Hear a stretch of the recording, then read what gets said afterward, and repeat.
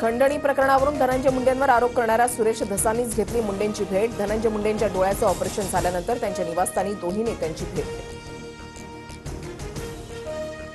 धनंजय मुंडेंना लपून भेटलो नाही, तब्येतीच्या चौकशीसाठी दिवसा भेटलो, लढा सुरूच राहणार, भेटीवर सुरेश धस यांचं स्पष्टीकरण।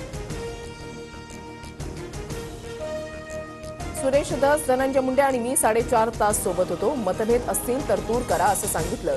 धस मुंडेंच्या दुसऱ्या भेटीची माहिती बावनकुळेंनी दिली। समाजानं सुरेश धसांवर विश्वास दाखवला होता, मात्र सत्तेच्या आहारी जाऊन धसांकडून दगाफटका होईल अशी अपेक्षा नव्हती। मुंडे धस भेट महाराष्ट्रासाठी दुर्दैवी, मनोज जरांगेंची टीका।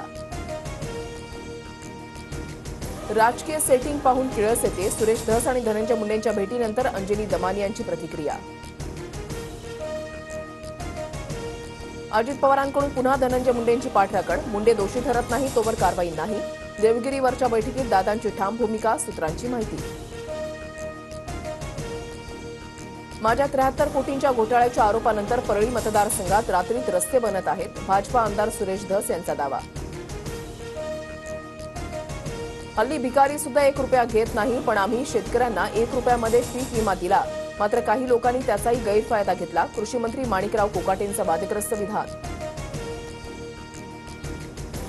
नाशिक दौऱ्यावेळी उपमुख्यमंत्री शिंदेंच्या सुरक्षेमध्ये चूक, हेलिपॅडवर ड्रोन उडवणाऱ्याला पोलिसांनी ताब्यात घेतलं। विनापरवानगी ड्रोन उडवल्याप्रकरणी एकाला ताब्यात घेतलं। ठाकरेंची संघटना सध्या व्हेंटिलेटरवर, महापालिकेत पराभूत झाल्यास व्हेंटिलेटर काढला जाईल।